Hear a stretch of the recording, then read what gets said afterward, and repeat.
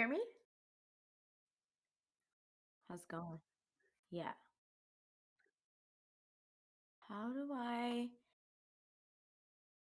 how do I change up the views such that I can see my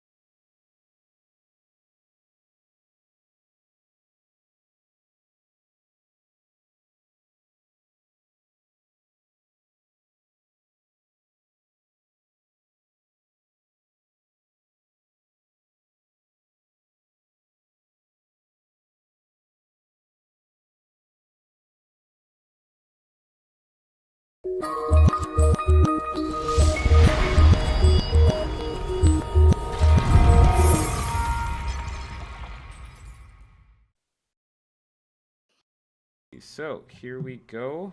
Um, Welcome everyone to another episode of Money and Markets. Today we're going to be doing a fairly condensed episode, but not as long as our last ones.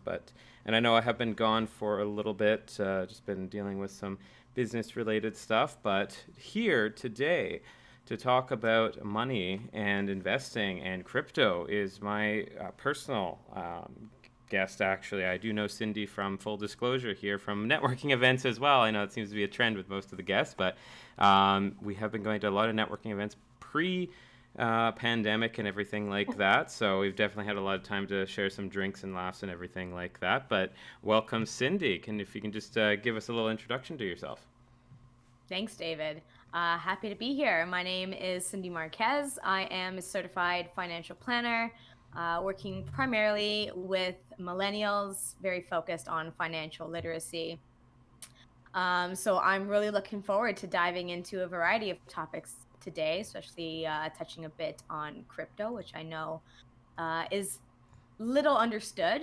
I'm personally not an absolute expert on it, but it's certainly something relevant that we need to talk about and learn more about. Yeah, definitely. The markets and everything have definitely shifted. I'd say 2018 was when I think a lot of things started kind of picking up. 2019, people were still jumping on, and then 2020, since basically everyone is bored and has nothing else better to do, a lot of people are going into the investment industry. I've noticed. It's very strange because at first in 2018 there used to only be like, I don't know, two YouTubers that were talking about it.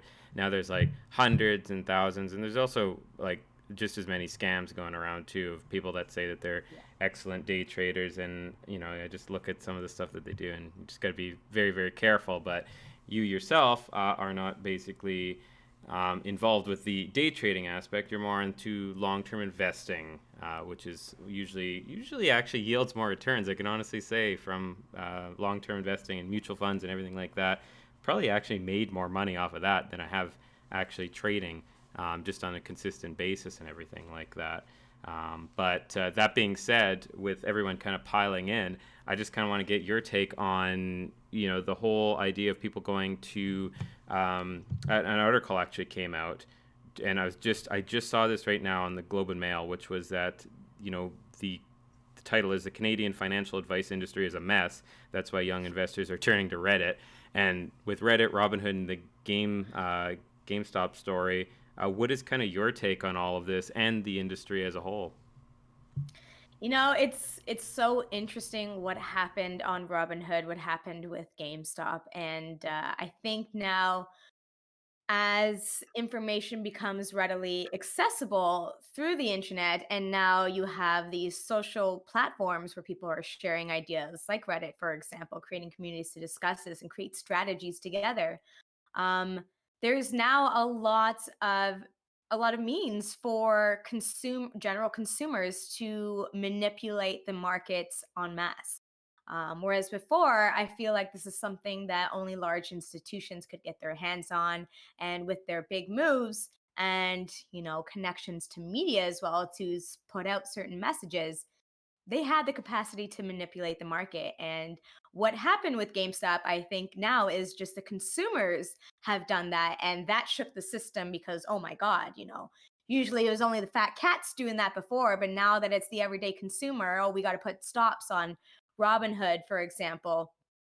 So there's a lot going on there. And I'd certainly love to dive into this a bit. I imagine you've probably touched on this in a couple previous episodes. Yeah, just a If little not, let's bit. get into it. I've been mainly just talking about the movements more so than the actual kind of cause and effect. Because for me, I just hate talking about the amateur traders because I was looking, I read all the posts and stuff, and I just kind of go, I have to shake my head and go, some of you people are so stupid. Like, I hate to say it, but it's like, they're buying it at like $500 or whatever the peak was, 400, 300. And I'm thinking, like, you really think it's going to make it to 1,000? You really think, like, when you look at the market cap, you really think it's going to make it that high? And a lot of the times you're seeing like amateur questions, which is totally fine to be an amateur. Everyone's going to start somewhere. But I think when people are jumping into it and they don't even know like the basics of, are they trading an option? Or are they, what a put is, or what a call is, or what earnings is, and just these kind of very almost scary basic fundamentals that they don't know. I'm not saying that everyone needs to be able to read the chart for candlestick patterns and everything. If you truly believe in a company, then that really shouldn't matter. But I do know that there are a lot of amateurs that have absolutely no idea what they're doing, and they are basically gambling, which everyone knows the stock market kind of is. But I guess what's your take on amateurs basically kind of taking control of their own portfolios and commanding it that way? Well, I mean, those who jumped on GameStop out of FOMO, feeling like, oh, this is just going to rocket to the moon and I want to get in on this and cash out large, I do think that is certainly a misinformed choice and not fully aware of why what happened, and the eventual crash that comes with that kind of behavior. So, the whole thing with GameStop, several hedge funds um, saw GameStop as a company that was gonna, bite the dust because they relied on a lot of traffic to make their revenue, and they were suffering greatly during the pandemic. And so these hedge funds were placing a bet on the value of the company going down, and that's what it is essentially to short a stock. You're placing a bet that that company's value is going to decrease within a certain time frame. So to create a short option, you're spelling out a time frame. For simplicity, let's just call it a month. And the stock is a current price. Again, I'm going to use arbitrary numbers here, but let's say it's currently $50. And you think it's going to go down to $25. So you're hoping to make that $25 per share profit. And the way they do that is they place that bet by essentially borrowing GameStop stock from another holder and then selling that at the current price, which we said was 50, hypothetically. And now let's say the time stamp they put on it was a month. And so they're hoping that in a month it's going to go down in value. Ideally they have a number in their head. They hope it's going to go down to like 25 or something. And at that point, they are obligated by that derivatives contract to buy it back at whatever price it currently is and then return it to the person they borrowed it from.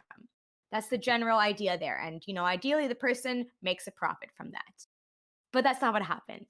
So when you're writing derivatives, this stuff can be seen. It's public. You can see the options that are available to buy and sell on the market. And obviously, some users caught wind of what was happening and was talking about that on Reddit and created, had the community jump in with them to essentially stick it to these hedge fund managers who are betting on the devaluation of this company. Well, you know what? Now you have all of these Reddit users gobbling up the stock. And with that increased demand, the price jumped up a lot. And what made matters worse is that, typically when you're in the position of the hedge fund manager and you see now that the stock is going up, you may want to cut your losses by, if you think it's going to keep going up, okay, I'm just going to buy shares of the stock now. So I just have it at the ready and cut my losses, and then I'll return it when the end time is due. But what happened was Redditors created a squeeze on the hedge fund managers, meaning they were buying up a lot of the stock, making very little of it available for these hedge fund managers to buy back. And with so little supply and the demand so high, of course, the value is skyrocketing at that point. So, really, the losses to these hedge fund managers could potentially be infinite as the price goes up and up and up and up. And even if one of them wants to cut their losses by, buying it back early, themselves by buying that stock further pushes up the value. And so, you're conflicted. Do I buy it back and try to cut my losses? Well, I'm going to push it up further. Do I think it might actually go down a bit between now and the end of the term of this option? Who knows? But the point is, they stuck it to these hedge fund managers by essentially buying up all the stock, increasing the value, and then not selling any more of it or borrowing any more of it out for further, options to be placed on this company. So that's what happened to manipulate the price there. And I think that says a lot because, with a band of brothers to come together and talk about something or create a plan, create demand for a company, it's that sentiment that can affect the price and not really the fundamentals of the company's financials to justify the price that it blew up to. So, I mean, eventually the fundamentals do catch up and will persevere over just pure sentiment. And so this price is going to go down. But in the meantime, it skyrocketed, and people were seeing that or catching wind of these stories, not really understanding what's going on and just thinking this is the next Bitcoin or something. I want to get in and make a lot of money. Um, but I feel like this kind of stuff has been happening for quite some time anyway. Like a lot of these hedge fund managers are very well connected and probably partnered with a lot of people in the media, where if they place a bet on a stock going down, they can probably just influence it to go down by having, someone important or someone in the media say something about that company and they know it's going to be manipulated. Or even by having written all of these derivatives, all these shorts against GameStop, you're putting a lot of supply out there, which is already manipulating the price, or anyone who is seeing this listed might take that as a trigger warning. Like, if you have all these hedge funds thinking the value is going to go down, they must know something I don't. And so now you have regular consumers just trying to sell out of fear of what might happen. And so sometimes even just placing the bet can now sort of manifest the outcome that you want, simply by Yeah. doing it in bulk, It is interesting with that because I think back to, I think, I hope I'm pronouncing the name right, but Bill Ackerman's fight with Carl Icahn with Herbalife, basically having a huge short position. Herbalife itself being I'm just going to say, an interesting company that has multi-level some. marketing pyramid situation. Yeah. And basically, it's kind of like, I understand people don't like these hedge funds that are shorting and everything like that, but then sometimes, that was seemingly more of a moral crusade where he wanted to make some money off it. He actually ended up losing quite a bit off of that. I think even with the idea of short selling, a lot of people are very aggressive against short selling. What I noticed, I think it's because maybe they didn't quite understand the market. And I've been formerly aggressive against short selling, but then I kind of do realize the value of when people are like, well, it's not actually worth that much. And I mean, the entirety of the stock markets it really is very strange. Even options are odd to begin with. I mean, it's like bets on bets, and Exactly. you have so many of these tools that most people are trying to kind of just, some of these things are just made up. Like, they just really are. Someone just made it up because they just wanted to make money. And I like to say we focus. You can. It's like how they say, like, there's so many different words for snow or something like that. Um, but I always like to say, for every culture, for every country, whatever it might be, if we have 100 different words for money, for example, it just shows how important it is to us. We could talk about like T-bills or stocks and bonds, and like there's 100 different ways to make money. And shorting, I'd like to actually get your take. What do you think of shorting overall, as just the practice?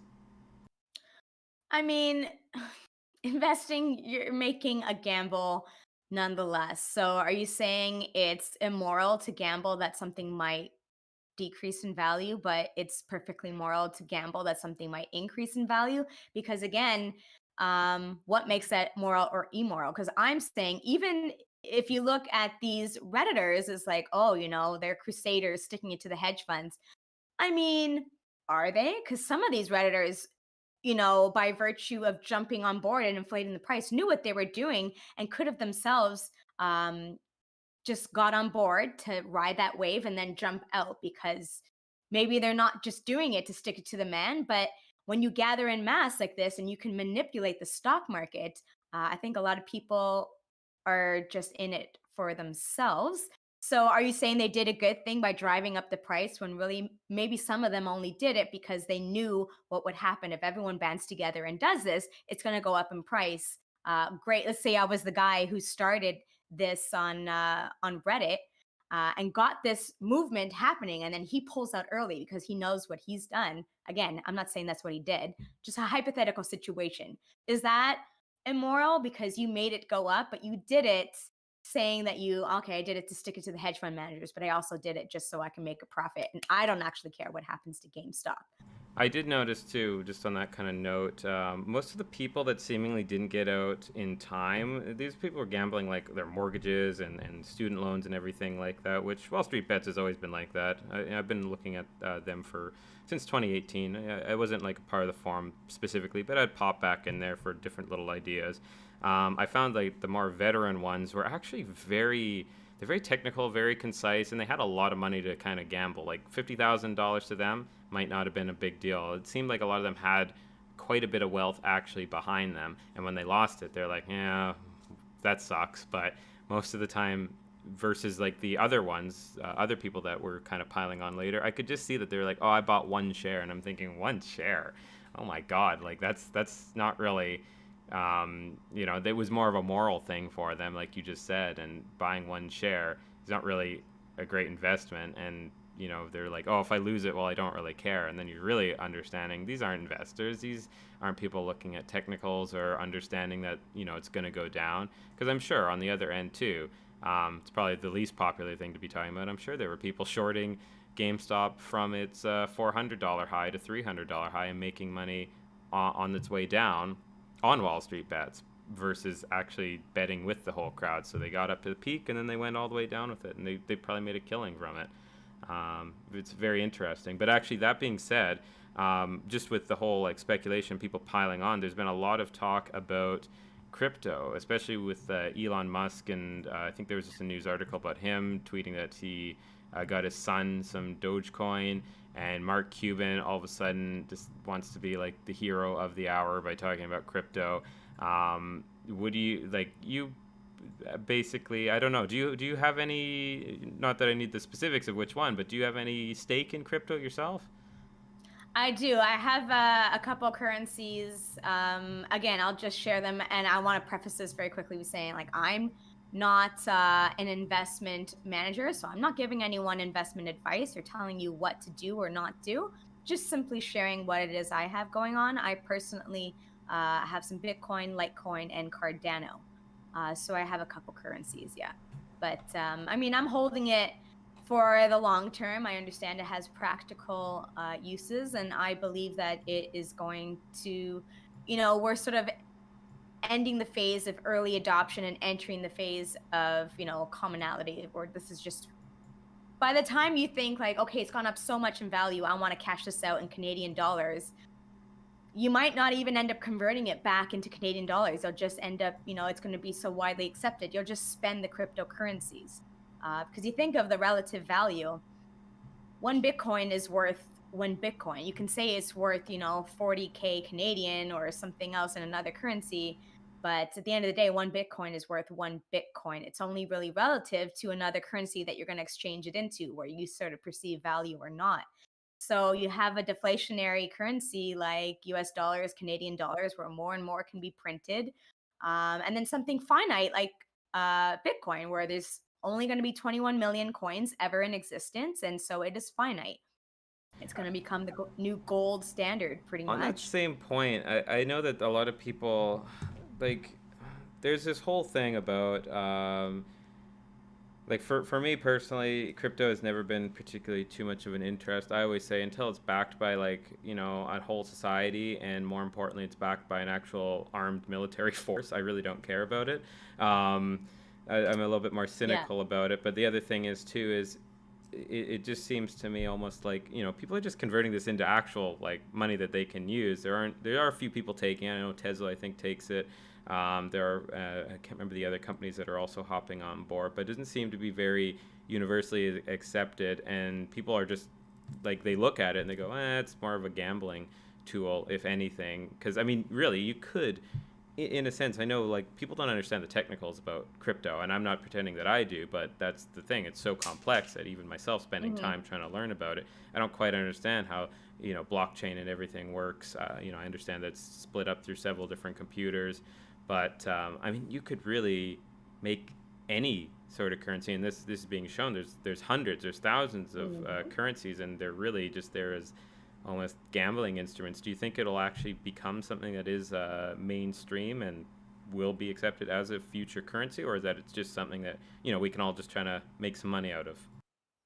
Not all cryptocurrencies, because like you said, there's a lot of just random altcoins out there, and then you have Dogecoin, which is like a meme coin. Like, um, there is a lot of technicality behind the blockchain networks and cryptocurrencies and their actual functionalities. And so there's a few that will, rise to the top and I believe will become mainstream within the next decade. But right now, it is still very confusing to the common consumer and shrouded in mystery. So there are those who are just like, feeling FOMO about this fantasy idea of Bitcoin. And then there are others who understand it well and, are holding it for the long term for its practical uses down the line. And then there are others who are just speculating and like, you know what, I'm just going to buy in now so I can convert back to cash and then just have all this money. I don't really care about the long term uses and practicality of cryptocurrencies.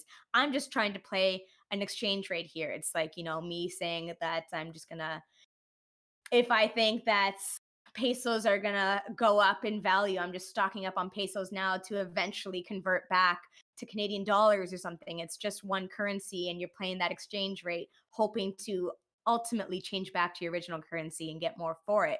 A lot of people are playing it that way as opposed to just buying it for the sake of its future uses. So right now it is very much, I feel like this speculative investment and not really used for what it is, which is a currency.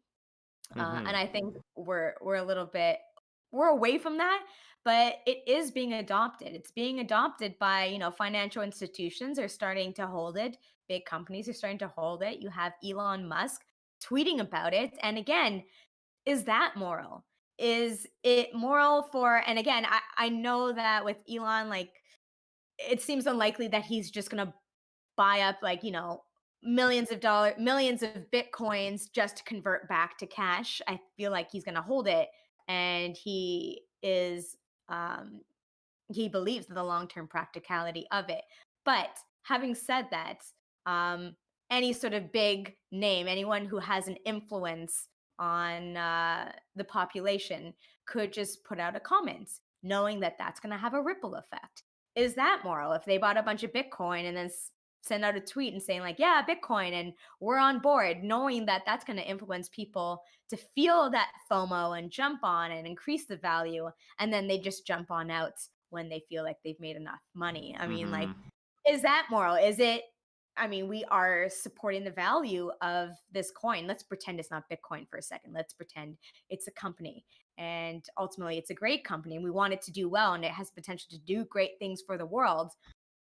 Is it moral for someone to put a message out there that they know will influence people to increase the value to buy in and then they hop out having made a profit? That is what investing is anyway. So does it any more or less moral to bet against the increase or decrease of a company? At the end of the day, I feel like that's all grounded in your belief that you can probably manipulate that movement somehow, or something about um what can manipulate that price and look Yeah, to make a it's profit interesting off of too it. because there has been like a moral, like some people were really hopping on when I first heard about it, about this whole decentralization. And no, I always thought it was hilarious when people thought it, that, no big banks own it, so, it's all held by the people. And I used to think, well, doesn't it just take one person with a lot of money to basically buy up the majority? Or at least, we already have banks that are kind of running crypto management and everything like that, and it's not really this decentralized currency that a lot of people, I think it is, because again, you can have somebody that's, has a lot of money, can buy a whole lot of it and start commanding the actual market price, either causing it to dip or go up. It might not be like exponentially like 50% decreases or anything like that, but 10% shifts here and there, especially with banks and everybody jumping on. And of course you have people that have been mining this thing since the dawn of its beginning, and you're going to have them commanding a lot of the prices and commanding what's happening with the currency. So do you think it is going to be a decentralized currency, or do you think it's just going to kind of fall in the same kind of rut that our currency currently right now is in? Well, again, when you said like, okay, you have these select few people who might buy up a lot of Bitcoin, for example, knowing it'll influence the price. I mean, it only matters if you plan on converting that back to cash, Canadian dollars. And if you think fiat money is gonna disappear, then does it really matter what a Bitcoin is worth in Canadian dollars if you feel like fiat currencies are just gonna go to the wayside? A Bitcoin is going to be worth a Bitcoin. It can be worth like millions of Canadian dollars, but by then, if Canadian dollars, US dollars are not in usage, like in the future, Bitcoin just is the currency. One Bitcoin is worth one Bitcoin relative to something else. That's only meaningful if that something else is still something widely used. And I think that eventually Bitcoin will just become a common currency. So does it, is it meaningful to convert it uh, to think of it in relation to other currencies? But having said that, I see what you're saying, and I feel like as banks begin to adopt it, and I know there's some movement towards this already in the states. Eventually, banks are going to allow you to buy uh, cryptocurrencies directly from them and store it directly with them. In which case, it's not so decentralized, is it? But I mean, me personally, I don't even keep my crypto on the exchange. I keep it fully external in my own external secured cold wallet, as it's referred to. So Hmm. I know it's mine. It is like off the network. Um, and I feel comfortable with that. And I plan on holding it for a very long time. And yes, I do see what it's worth in Canadian dollars. And that does excite me. But at the end of the day, I'm like, well, if I'm holding this for the long run and I'm hoping to like make a lot of money from it, and I believe that this currency isn't just some random altcoin that's going to come and go and then disappear, um, does it matter what it's worth in Canadian dollars? Only if I convert it to Canadian dollars. But if I'm keeping my crypto as it is, it's worth what it is in crypto. No, that makes sense. I mean, I think for most people, it's the same thing with stocks and stuff. There's jealousy, and people are pissed off, and, people are like, why are you investing in something dumb? And, at the end of the day, for me, even, like, I hate it. I think it's a stupid thing. But, good luck to people that are investing in it. If they make good money off of it, well, whatever. I mean, there's hundreds of ways to make money these days, even though we are in a weird sort of situation. I mean, if you're on the stock market, you might be doing bonds, or you might be investing in crypto, or you might be forex trading, or you might be running your own business. I mean, there's so many different ways to make money. So, I think with crypto, even with the cynicism, it's kind of like, well, if you've held on to it or you have it and you're making money, I'm not one to basically say you're doing something stupid. I just think the idea of it is a little bit ridiculous, but people are making money off it. So, they can say boo to me, and rightfully so. They have the authority to do so because they have better returns, perhaps. Or, some people lose money, and it's going to happen everywhere. There's winners and losers and people that panic, and you kind of went over the FOMO and everything like that. And that being said, kind of with all this trading and everything that's been going on, I know that there's people that are probably trying to, I know in the U.S. it's the IRA Roths, and here we have in Canada the TFSAs, and RRSPs and everything like that. Can you just tell people, because I know you had this subject written down here about kind of the consequences, potential penalties of trading within that account? Because I know for a lot of people it's very, very tempting to just continuously, really get in that account and either pour a lot of money in, or more importantly, I guess, just kind of day trade in it rather than use it for investing or collecting dividends or anything like that. Yeah, so I mean, with TFSAs in particular, the primary benefit there is the fact that, once you put money in, it is completely sheltered from tax. So you can double, triple, quadruple the value of your initial investment. By the time you pull it out, there's absolutely no taxable consequences. Great. So what if I, 10x, 100x my money? That's great. I'll never have to pay taxes on that. Okay, that would be ideal, but of course, not everyone can just sort of buy that one lucky stock that's going to go in that direction and hold it for the long term and have that be the result. Typically, if you're making massive gains, you're doing a lot of active trading. And here's the thing though, if you're doing that within the TFSA, that's a big no-no with the CRA. Once they catch wind of that, and essentially you can sort of see who's doing that by what is the current value of your TFSA. Well, we all have a lifetime limit, and right now it's 75,500. So if you have an amount in your TFSA that is like, a quarter million, half a million, how the hell did you get it to be that amount if you're only allowed to put in, less than 100K into it to begin with? Probably there's a lot of active trading. And so now you're kind of flagged and they look into it.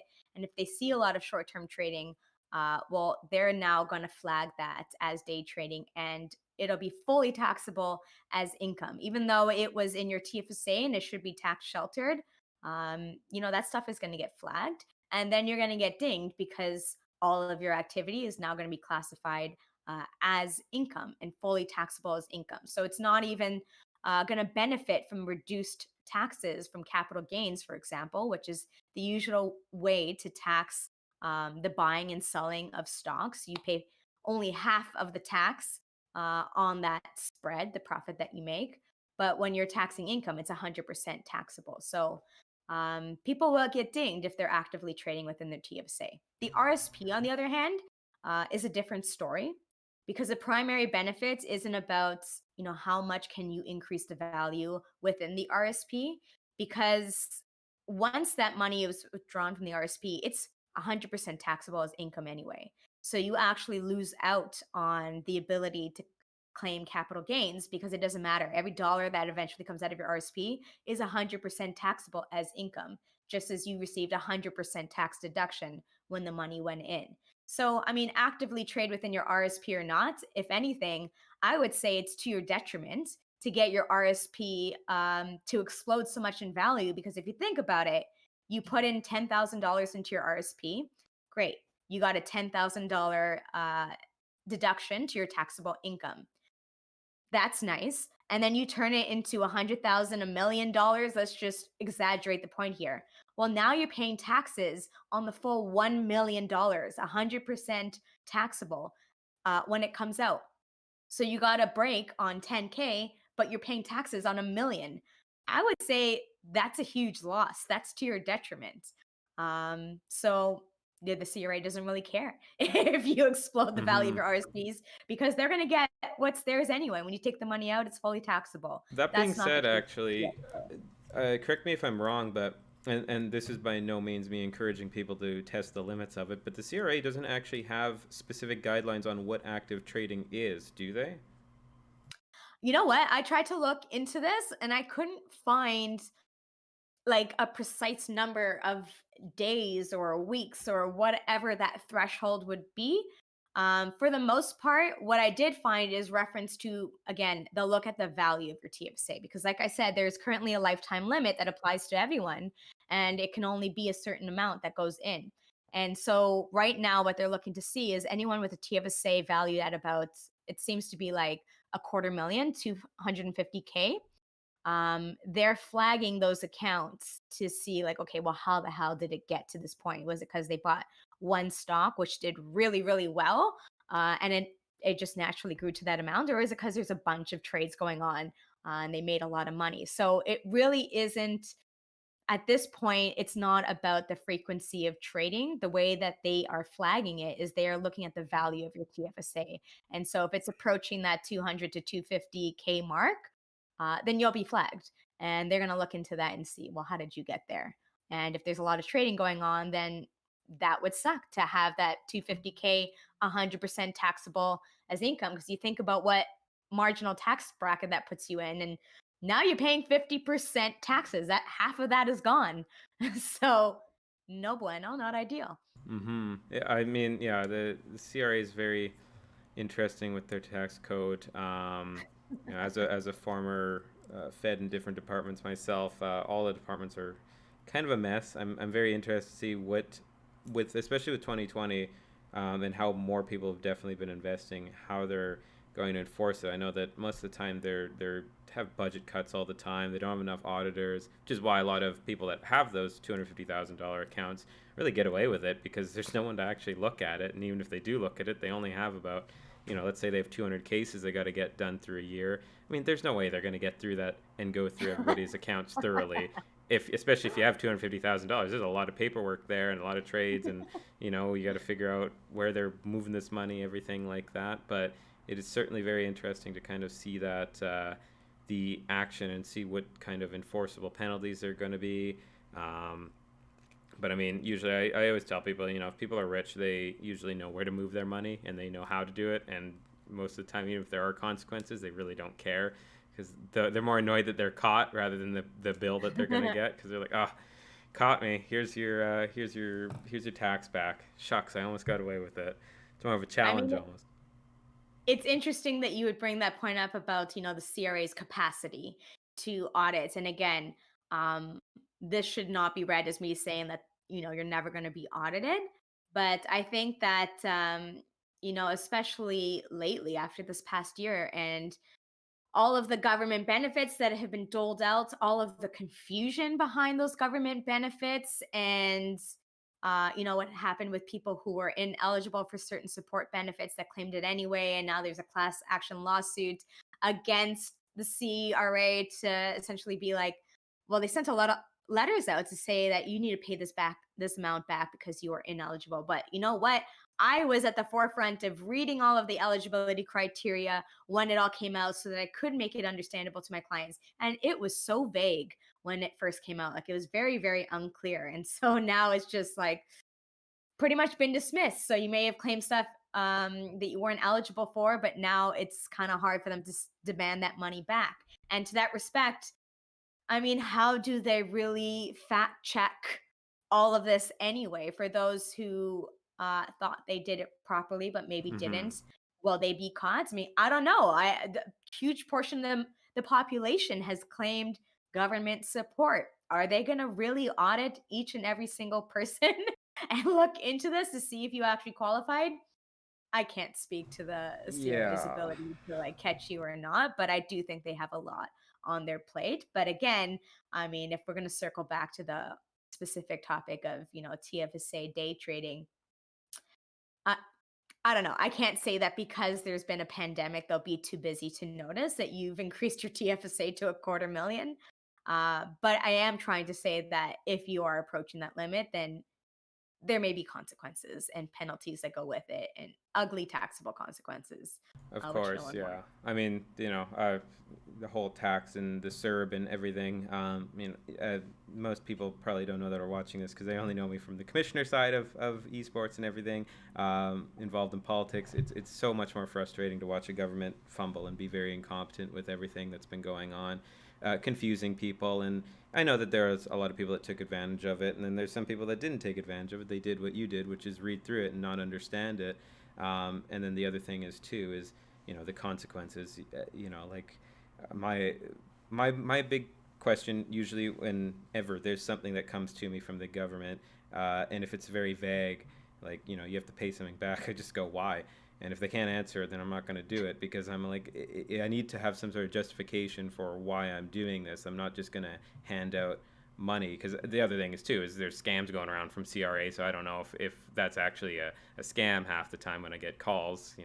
Oh, it's always for the IRS for Canada, even though we don't have an IRS. But You have that going on, and I don't know how the government's doing it. I do know that in one specific department in the government, I think for auditing, they actually just take this card out and they wheel it to the different agents, and the agents are supposed to pick like 3 folders out of it. It's not done through any sort of computerized system. It's just, are you lucky or unlucky today? That's it. And if you're getting audited, that's just how it goes. And obviously, if you should always keep all your stuff all in order. I know I'm not great with receipts and everything like that, but keeping everything in order, understanding what you've done for the past year will definitely help you out, especially if you've done nothing wrong. I think that's kind of the big thing too, is most people just kind of throw away their papers. They get their tax forms, they just throw it away, and they realize, oh, I kind of need that. I should have saved that for, I can't remember, how many years is it for? 7? 7. Yeah, 7. Yeah. So definitely really interesting. It'll be very interesting to see what happens with all of this stuff, and with the government. But that being said, I do know that you are a very, very busy person, and you do have another meeting ahead of you. So is there any kind of last minute advice for us to kind of look forward to in regards to just overall trading and maybe even the crypto scene as well? Yeah, because that conversation kind of, made me think a little bit about crypto taxes. And I am aware of software that exists to help track your crypto trades and essentially tell you what it is you should be declaring. But that's a very honor system right now because, again, the whole benefit of the cryptocurrencies is the fact that the government can't see what you have. And especially when you are not holding it on the actual exchange and you have it in a cold wallet like me, an external wallet, they don't know what I have or not. They won't know unless I eventually try to convert that back to Canadian dollars. And so now they're going to see this huge sum of money enter my account. And if they were to audit me and ask, for my statements, see that maybe very little left to begin with to go to this exchange to begin with. And so there could be consequences there. But crypto taxes right now, very confusing because it is very honor system. They just won't know. There's no way really for them to know if you're keeping your funds externally, um, what happened there. So that's going to be interesting going forward, especially if this becomes a widely adopted actual currency as opposed to just being used as a speculative investment. How do we tax this? And, if eventually fiat currency goes to the wayside and everything is just crypto, who's going to pay taxes? How do you make anyone pay taxes if you can't actually track what's going on? So that'll be interesting. I think that's a long term problem, but it's something I've considered. I'm like, how are governments going to fund themselves if at some point they can't actually, be able to track what their citizens earn and owe in taxes? So it's going to be interesting. Yeah, definitely. Yeah, actually, it's a great point. Is just talking about the taxes and how we'll never kind of know. And obviously, people are like, oh, most people are honest, and it's like, yeah, but people with more money, greed has a tendency of always, uh, it's in all of us. A lot of people say I don't have that trait or something. And it's like, yeah, well, you'd be surprised what I've seen and other people have seen with when they get enough of something. It doesn't become like just a charitable thing anymore. It's more like I'd rather keep all of this and give it to you because if you worked hard for it, excellent. But if you just got lucky by it too, you might just be like, oh, I don't want to lose it all. So I think it's a great point. I think that's something that not too many people are discussing. I think it's something that government hasn't really kind of gotten into for whatever reason. But it's something that needs to be discussed very, very quickly, very, very soon, especially with a lot of people switching. Like more people are probably making money on the markets now in crypto than they were ever working a job. So why even go back to a job if I'm making money, trading or just holding even? It's people that are millionaires that never will have to go back to work unless they convert it over, I guess. And even then, it's going to be interesting if they do it before legislation goes through. Is it enforceable? If the legislation says from this point on everything's taxable, but everyone's cashed out, I mean, you kind of lost out on everything. But I think the other aspect too is money usually kind of circles its way around. People are always buying stuff that they don't need, that they don't want, and I think a lot of people for this generation as well are trying to just make money so that they can buy things that they've almost been promised before. So, but obviously, if people do want to start doing that and planning for their financial future, Cindy, I know, is always available for contact. You've just to kind of finish everything off. Is there any special projects or anything that you're up to recently? That yeah, I know that you're doing a few little video episodes, I think, as well, live streams. Yeah, I've been doing a series of IG lives on my accounts. My handle is dressed to invest. So I do focus a lot on financial literacy. So that's going on, and I also work with a local fintech company called Paper and Coin, and we're developing a financial app unlike any in Canada right now. So really excited about that. We've partnered with Intuit on that project. So very excited. Paper and Coin is a name to know. Look into it. We're doing big things. I am definitely going to be looking into it. Is it any plans on IPOing? We are still private. I can't speak for our founder, but I mean, I do see us going public at some point in the future. I can't say when, but I suspect that it may happen. But again, don't want to put words in her mouth. For now, I'm just going to tout the name Ah, Paper and that's Coin. awesome. I like Check it that. out and come see what we're working on. Yes, and just for anybody curious about what Intuit is, they're a major tax. They basically make a lot of tax software. They actually have some interesting apps that I use. I think they do Mint. TurboTax, Mint, Yes. QuickBook. Intuit Mint basically tracks a lot of your. I feel like I'm doing a sponsorship thing. I should be getting paid for it, but I use Intuit Mint just to like track how much money I'm spending on a bunch of different things. It's a free app, so I don't really care. It attaches to your accounts. Exactly. So the fact that they're partnered with what you're working on, very interesting. So everybody keep an eye out for that. But other than that, I think we will end it here, and basically, hopefully, we can do this again, talk a little bit more, get into more subjects, because this stuff is fascinating to me. It's fascinating to a lot of people that are trying to get into it. And we will add all of Cindy's social handles in the description, so definitely check those out and contact her about any sort of perhaps services that you require, or check her Instagram live out. So other than that, thank you so much for joining me today, Cindy, and for everybody else, have a wonderful rest of the day. Hey, David, it was a pleasure, and I'll be happy to come back again another time. Thanks for having me today. Excellent. Thank you so much.